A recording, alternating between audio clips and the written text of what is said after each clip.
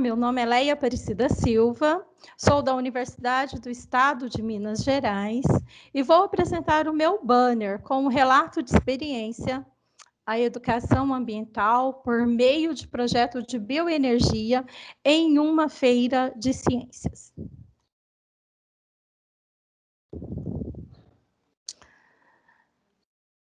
O relato de experiência que nós abordamos aqui foi um projeto, né, realizado aí na Escola Estadual Lauriston de Souza, juntamente com a parceria aí da UENG, né, na qual houve a participação aí de 5 alunos, de professores da escola e professores da UENG, com mestrando e graduandos também, né?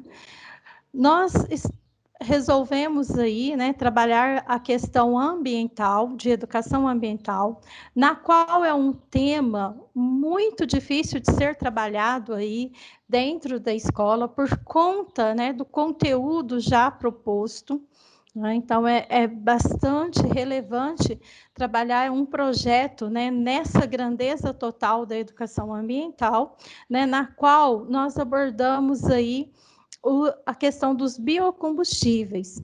E na questão, né, nós trabalhamos o etanol de milho, a produção do etanol de milho com os alunos, né? E o objetivo desse projeto, né, era que as práticas pedagógicas desenvolvidas, né, elas tivessem aí, né, um tema bastante favorável dentro da questão da educação ambiental, né, por meio de um trabalho que foi aí, esse projeto todo, o desenvolvimento foi apresentado dentro de uma feira de ciências, né, com práticas educativas e dentro da questão ambiental no ensino básico, né?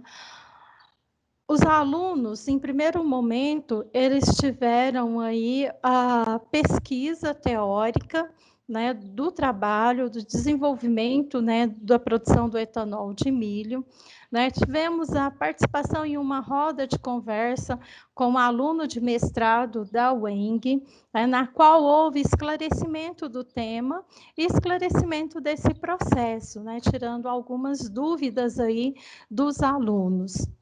Em seguida desse momento que nós tivemos aí com os alunos, nós fomos, juntamente, né, deslocamos da escola em outro período contraturno até o laboratório da UENG, na qual, nesse laboratório, né, os alunos tiveram o conhecimento dos instrumentos de trabalho, demonstrando aí na primeira foto, né, e logo em seguida, no processo, né, do etanol de milho, desde a trituração do milho, né, até o momento, né, que é produzido o etanol, né, o tempo de duração, a temperatura, né, tudo isso os alunos, né, tiveram aí a participação e o aprendizado juntamente, né, com o aluno de mestrado e também alguns graduandos que estavam aí presentes também, né, na primeira foto.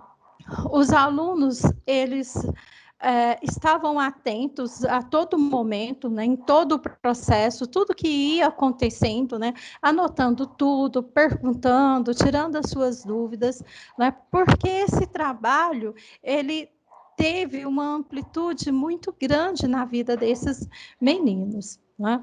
No dia da feira, né, de ciências, que eles apresentaram para o público, né, e na qual o público teve bastante gosto, né, pela apresentação aí dos meninos, né, todo esse processo, desde o começo, tudo que eles aprenderam aí no laboratório, eles foram para a demonstração e apresentação da Feira de Ciência com muita clareza, com muito conhecimento, sabendo daquilo que eles estavam trabalhando, do que eles estavam tratando, né?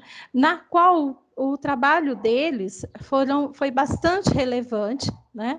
Então, a didática, a metodologia que eles usaram, o produto final, né, de todo o processo aí na qual eles participaram e desenvolveram, né, que o trabalho foi aí um dos escolhidos entre os vencedores aí, né, da Feira de Ciências. Né? Nessa apresentação da Feira de Ciências, na qual eles foram, né, contemplados, eles tiveram medalhas, né, tiveram aí uma visita, ganharam uma visita ao CNPEM, né, juntamente com todos os outros grupos também vencedores. Né? E nós chegamos, né, aí à nossa grande conclusão dessa experiência fantástica na qual os alunos puderam, né, estar vivenciando, né? E essa experiência, ela foi capaz, né, de explorar a curiosidade, a criatividade dos estudantes, né, além do exercício da reflexividade aí no âmbito das relações entre seres humanos e o meio ambiente, né, contribuindo para o letramento científico dos alunos participantes. Né? Houve aí uma grande transformação aí, então, na vida desses alunos, né? Na qual eles tiveram a certeza que, terminando o ensino médio, eles realmente queriam estar dentro de uma universidade, graduando em algum curso, pois eles gostaram muito dessa participação, né? Houve uma transformação grandiosa, na qual eles podem contribuir aí, né, em uma escala global, com tudo que eles aprenderam e também puderam transmitir, né, o conhecimento na qual eles adquiriram. Eu agradeço, muito obrigada.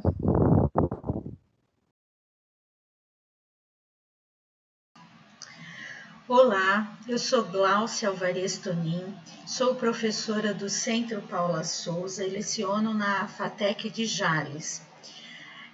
Este trabalho ele foi desenvolvido por 2 alunos, o Mário e o Wesley, do curso de Agronegócio da FATEC.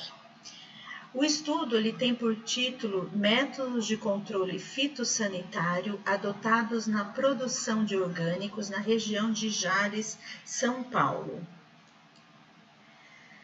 Para contextualizar o problema de pesquisa, a gente apresenta que a agricultura é uma atividade que traz muitos benefícios ao meio ambiente e também à saúde do ser humano, à população em geral e também, principalmente, ao produtor rural.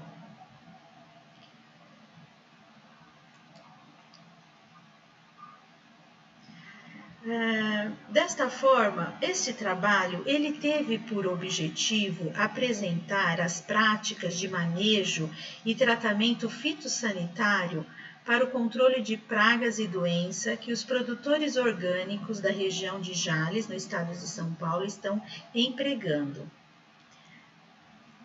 Como metodologia de pesquisa, foi utilizado uma pesquisa descritiva. Foi feito também uma pesquisa de campo com a aplicação de um questionário aos produtores cadastrados no Sindicato Rural Patronal de Jales, na categoria de produtores orgânicos. Nesta categoria de produtores orgânicos certificados, tinha um total de 13 produtores, sendo que 9 produtores responderam ao questionário. Este questionário ele continha questões relacionadas ao manejo e métodos de controle sanitário utilizados pelos produtores orgânicos. Esses resultados depois eles foram analisados e apresentados através de gráficos e também de forma discursiva. Como resultado, nós temos que 62% dos produtores que responderam ao questionário produzem hortaliças orgânicas e 38% produzem frutas orgânicas, sendo estas frutas laranja e limão.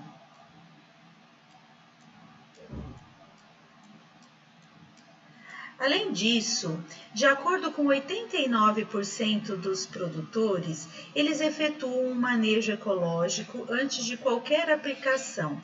Por esse manejo ecológico, entendemos uma vistoria ou uma precaução antes de passar qualquer aplicação.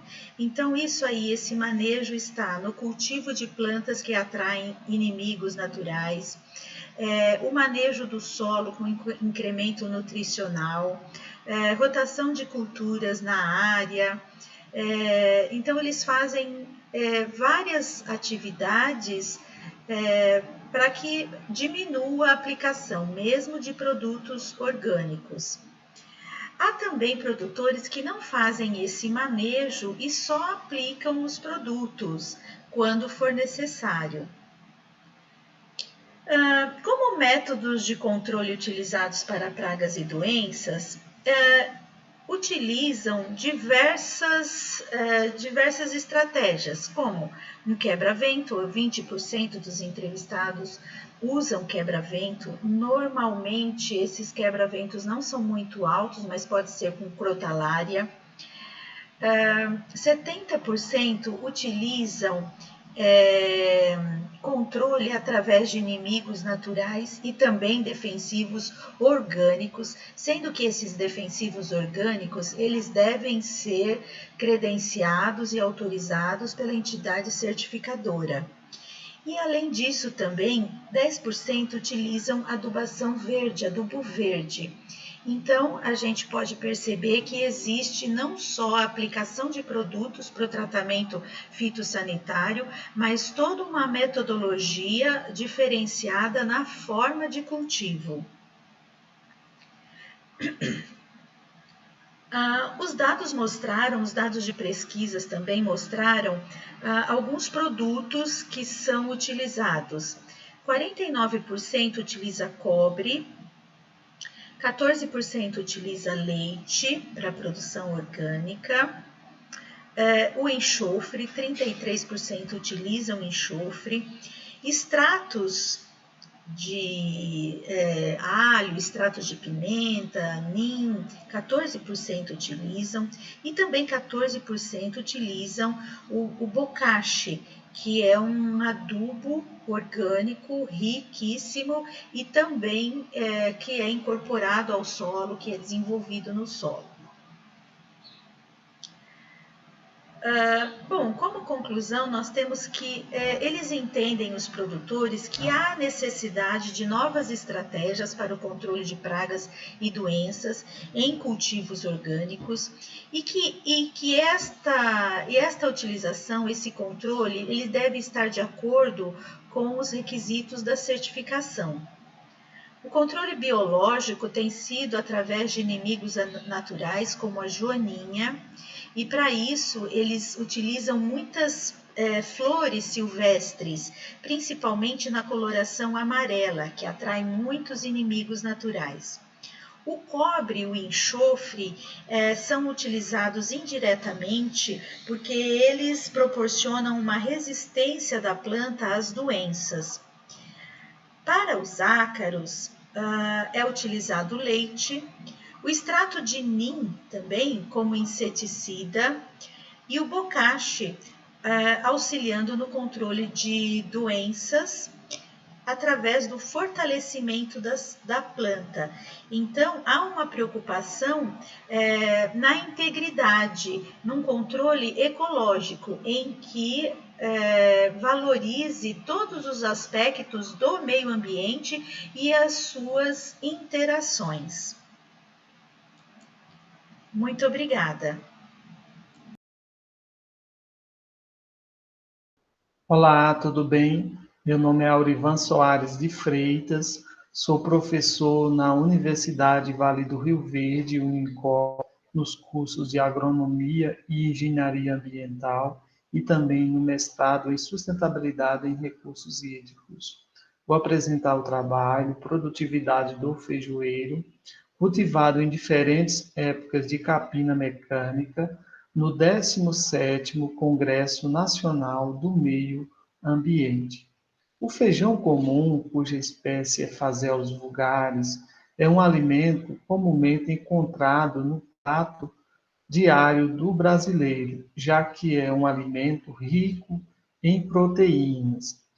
Todavia, durante o cultivo desta cultura, alguns problemas surgem, como o aparecimento de plantas espontâneas. As plantas espontâneas, elas competem com a cultura, o feijoeiro, por espaço, por água, por nutrientes. E então, dessa forma, nós precisamos fazer a eliminação, a retirada dessas plantas durante o cultivo do feijoeiro. Dessa forma, torna-se imprescindível que essa prática ela seja realizada. Isso para evitar prejuízos na produção, prejuízo na qualidade do produto. Dessa forma, o objetivo do presente estudo foi avaliar a produtividade do feijoeiro cultivado em diferentes épocas de capina mecânica na região de Inconfidentes, em Minas Gerais. Os tratamentos foram constituídos pelas épocas de controle de plantas espontâneas. Vejamos quais foram os tratamentos. No tratamento 1, foi feita capina sempre que detectada a presença de plantas espontâneas. No tratamento 2, foi feita capina aos 49 dias após a semeadura. No tratamento 3, foi feita capina aos 42 dias após a semeadura. No tratamento 4, a capina foi realizada aos 35 dias após a semeadura. No tratamento 5, foi realizado capina aos 28 dias após a semeadura. No tratamento 6, foram realizadas capina aos 14 dias e aos 21 dias após a semeadura. No 7, tratamento 7, foram realizadas capinas aos 21 dias após a semeadura. No 8, foram realizadas capina aos 14 dias após a semeadura. No 9, foi realizada capina aos 7 dias após a semeadura. E o tratamento 10 foi o tratamento testemunha, ou seja, sem a realização da prática da capina.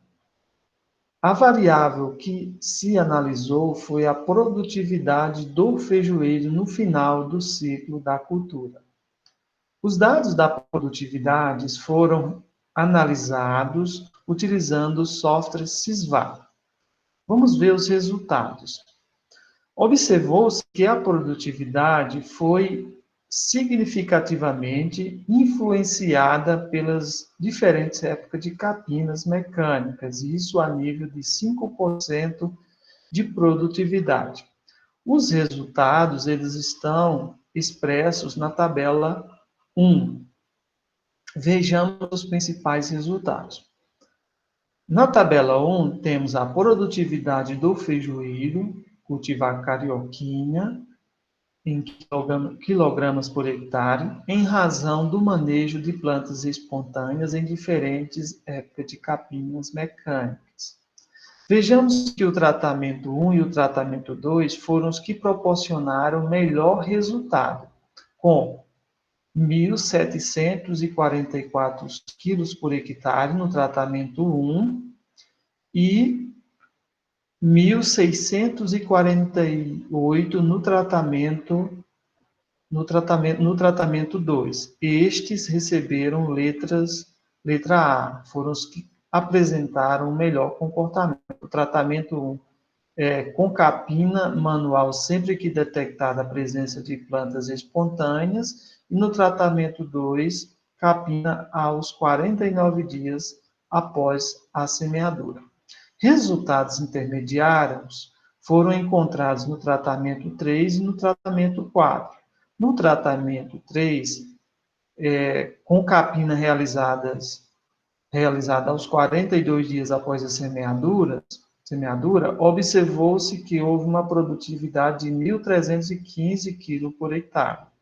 No tratamento 4, que correspondeu capina aos 35 dias após a semeadura, observou-se resultado de 1.224,67 kg por hectare, recebendo os dois tratamentos, né, o 3 e o 4, letra B. E o pior tratamento foi aquele em que não se foi realizado a capina mecânica, ou seja, sem a eliminação das plantas espontâneas. Nesse caso, a produtividade foi de 610,67 kg por hectare, culminando aí, né, com a importância da realização da prática da capina mecânica. Dessa forma, conclui-se com este trabalho que a capina reduz a competição entre plantas espontâneas, com o feijoeiro, e contribui positivamente com a produtividade, atingindo índice de produção superior a 65% nas áreas onde esta prática não é realizada, sempre que é detectada a presença de plantas espontâneas.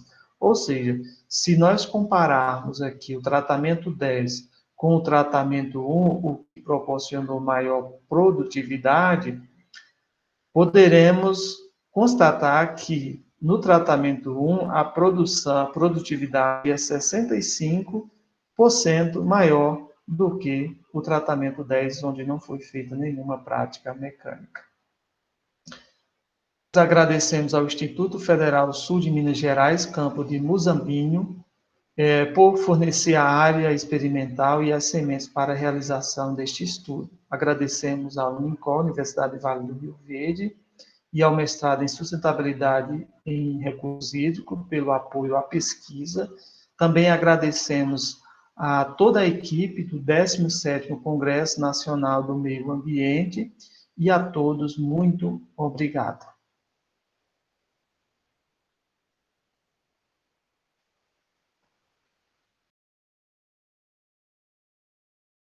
Olá a todas e a todos, meu nome é Priscila Tamiasso Martion, atualmente eu sou professora extensionista e pesquisadora da Universidade Federal do Rio de Janeiro, lotada no Departamento de Físico-Química do Instituto de Química dessa instituição, e além de atuar na graduação, tanto presencial quanto semipresencial, eu também estou vinculada a programas de pós-graduação, entre os quais eu destaco o curso de especialização, o Programa de Pós-Graduação em Ensino de Química, o PEQ, e o Programa de Mestrado Profissional em Química em Rede Nacional, o PROFEQI. Eu vou apresentar o trabalho cujo código é 270278 e aproveito para convidá-los a acessarem a versão completa do mesmo, intitulado Empregos de Eletrodos de Baixo Custo na Investigação de Rejeitos de Lâmpadas Fluorescentes, que está sendo apresentado no 17º Congresso Nacional de Meio Ambiente 2020. Bem, antes de começar a falar exatamente do trabalho, vou tentar botar no formato apresentação, né? Eu gostaria de falar um pouco sobre os demais autores. Fernanda dos Santos Castro, que é licencianda em Química e bolsista do Programa Institucional de Bolsas de Iniciação Científica da UFRJ, João Marcos Teixeira Souza, pesquisador voluntário dos grupos de ESAS de MEMPEC, Ângela Sanches Rocha, professora do Departamento de Físico-Química do Instituto de Química da Universidade do Estado do Rio de Janeiro, UERJ, e Célia Souza, também professora do IQ, da FQ UFRJ e líder do grupo GESA. Bem, é consenso entre vários pesquisadores que os impactos ambientais crescem em todo o mundo e, de certa forma, em consonância com o desenvolvimento de determinadas tecnologias e com o aumento da população. Nesse sentido, um dos maiores desafios encarados tanto pelo poder público quanto pela sociedade tangencia em algum nível questões inerentes a resíduos sólidos. Assim, nesse trabalho, a partir da triangulação entre 3 resíduos sólidos específicos, no caso, pilhas domésticas, cascas de camarão e lixiviados de lâmpadas fluorescentes, o presente trabalho propôs o emprego desses 2 primeiros na confecção de eletrodos de baixo custo para serem utilizados em análises eletroquímicas de rejeito de lâmpadas fluorescentes.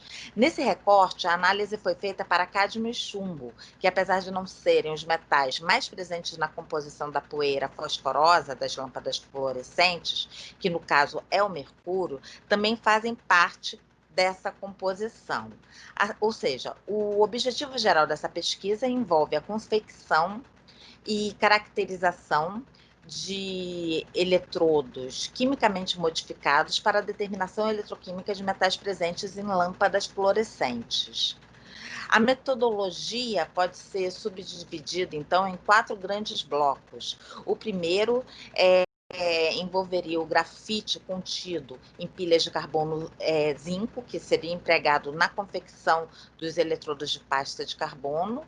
O segundo é a utilização da quitina presente nas cascas de camarão, para darem origem à quitosana a partir de uma reação de desacetilação. E esse biopolímero, no caso, seria empregado no processo de modificação dos eletrodos de pasta de carbono confeccionados na etapa 1. O terceiro grande bloco seria a caracterização eletroquímica, utilizando, por exemplo, voltametria cíclica dos eletrodos de trabalho confeccionados, e o quarto seria empregar os mesmos para analisar os íons cádmio e chumbo em uma dada faixa de concentração. Então, para verificar a funcionalidade do eletrodo de pasta de grafite desenvolvido e modificado com quitosana, né, e para garantir a reprodutibilidade do mesmo, foram realizados testes eletroquímicos por meio do emprego da técnica de voltametria cíclica. O sistema montado para a realização dessas medidas, ele foi constituído de 3 eletrodos, sendo um eletrodo desenvolvido, o outro eletrodo de referência prata-cloreto de prata, de junção dupla, e uma rede de platina como contraeletrodo.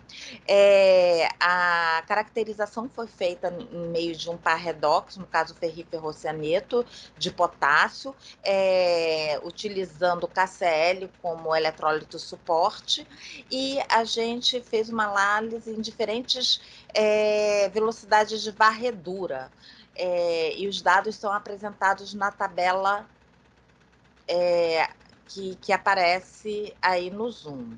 Bem, o comportamento do eletrodo frente ao íon chumbo, ele pode ser visto nessa curva de calibração que foi feita em laboratório e que variou entre 10 a menos 1, de 10 a menos 1 a 10 a menos 4 molar, tá? Esse gráfico ele serviu para as análises feitas posteriormente com os lixiviados das lâmpadas fluorescentes, tanto para cádmio, né, quanto para chumbo. Óbvio que não é esse gráfico, né? Foram outros gráficos desenvolvidos, né? Então, de uma forma geral, a gente pode pensar, né, pode falar, afirmar que as técnicas eletroquímicas, elas apresentaram uma vantagem em relação ao preço, né, ao custo envolvido, né, e a facilidade também de emprego das técnicas. A gente obteve, né, resultados satisfatórios, e os eletrodos confeccionados, eles apresentaram uma boa reprodutibilidade e uma seletividade. Fora isso, eu gostaria de agradecer a todos os envolvidos, aos órgãos de fomento, ao João Marques, a Fernanda e a Isabela, que está dando continuidade a esse estudo, e principalmente a equipe organizadora desse evento, que se mostra resistente a toda essa situação que a gente tem vivido atualmente. Espero em breve encontrar a todos e para mais elucidações sobre esse trabalho, vejam lá o artigo completo. Obrigada.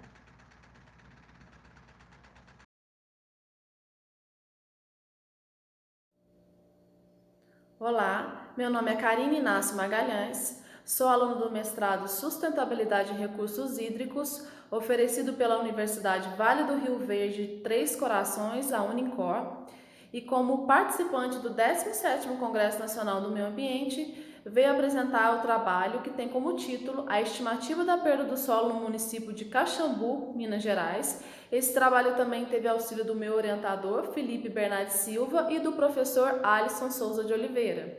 Como introdução, sabemos aí da importância da proteção do meio ambiente, principalmente nos dias atuais, devido ao aumento dos desastres ambientais que vem ocorrendo. Como exemplo aí podemos citar o caso da erosão hídrica. A erosão hídrica, no caso, nesse estudo em específico, é de muita importância. Ela é uma forma de degradação do solo em que exige aí um manejo regular da terra, com um emprego de práticas conservacionistas para reduzir a questão do problema da perda do solo. E por isso, esse trabalho está sendo desenvolvido para estimar a perda do solo no município de Caxambu, utilizando o modelo USLI acoplado ao Sistema de Informação Geográfica. Esse estudo será feito nos anos de 1985, 2000 e 2015. A metodologia?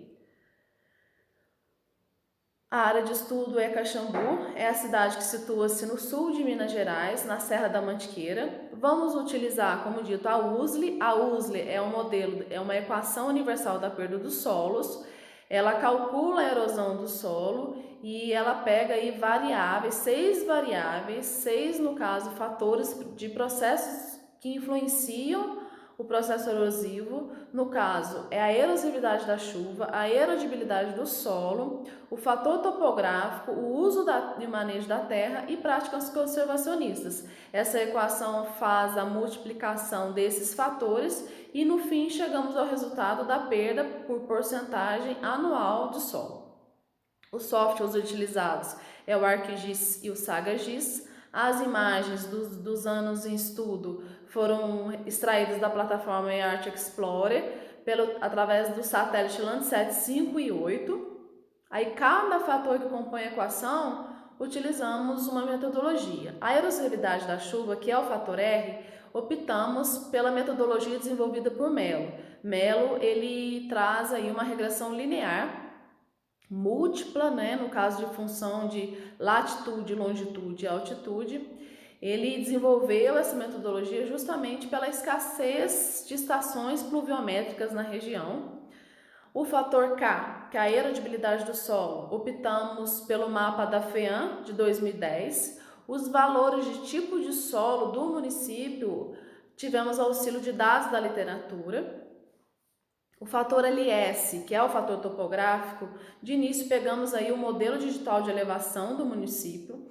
Em sequência, utilizamos o SagaGIS com a metodologia de Schmeier-Smith para depois fazer o mapa dentro do ArcGIS.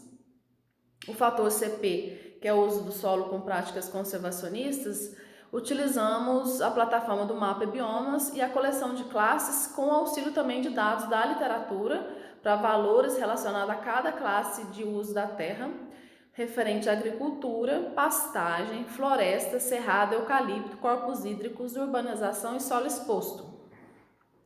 E como que a gente fez para questões de interpretação de perda do solo? Optamos pela classificação de Besco. Besco ele traz uma interpretação de classes de perda do solo em ligeira, moderada, moderada alta, muito alta, extremamente alta. Como resultados, a partir da aplicação da USLI, fazendo a multiplicação dos fatores que compõem a equação com a sobreposição dos mapas, porque cada fator foi gerado um mapa dentro do ArcGIS, e fazendo essa sobreposição de mapas, delimitamos aí valores de perda do solo e correlacionamos as classes de interpretação e a porcentagem de área de cada classe, o que denotou-se aí predomínio de classes ligeira a muito alta. Como podemos observar na tabela, atenção especial aí para a classe muito alta. Em 1985 tivemos 41,42% de perda de solo, em 2000 40,02% e em 2015 38,82% de perda do solo. Com esses dados e com o auxílio do ArcGIS, conseguimos fazer o mapa USLI desses 3 anos, e é o que eu já disse, foi feita uma sobreposição de mapas, utilizando a equação da USLI, e aí gerou o mapa que está sendo transmitido aqui como figura. E aqui merece algumas informações. No caso, o que está ocorrendo na cidade, no município, referente a essa classe considerada muito alta. De fato, a gente nota-se uma escassez de práticas conservacionistas. Fatores também que estão sendo influenciados é que Caxambu possui 2 tipos de solo. Um solo é o argissolo e o outro é o latossolo. Segundo o Embrapa, argissolo é um tipo de solo propenso à erosão, e o município de Caxambu, a maior parte, né, uma área grande com relação a esse tipo de solo. E outro também fator é que Caxambu, a cidade, situa-se aí na Serra da Mantiqueira. Ela pode estar tendo influências, interferências aí, o que a gente chama de chuvas orográficas. Então, por isso, a necessidade de práticas conservacionistas no município, visando a redução do problema e evitar maiores problemas relacionados à área ambiental. Concluindo, como já disse, em todos os anos, analisamos um predomínio da classe de interpretação muito alta, e que, com o uso da USLI, esse modelo se mostrou extremamente válido para detectar o problema e diagnosticar áreas que demandam uma proteção ambiental maior. Por isso, a gente fala da importância das práticas conservacionistas para a área, para a redução do problema, minimizar a perda do solo, evitando aí a erosão hídrica e também eventuais assoreamentos de cursos d'água. As referências do nosso trabalho são essas, as principais, e agradecimentos também, para finalizar, ao mestrado, à Universidade Unicor e aos demais participantes desse congresso. Boa tarde, meu nome é Maria Antônia, sou estudante de Engenharia Ambiental no Instituto Federal Goiano Campus Rio Verde, e o meu trabalho tem como título Erodibilidade na Bacia Hidrográfica do Rio Formoso, no sudoeste de Goiás, Brasil. Os autores do trabalho são Maria Antônia Balbino Pereira, Giovana Lieve, Nivaldo da Costa Nunes, Lucas Duarte Oliveira e Bruna Dias Silva.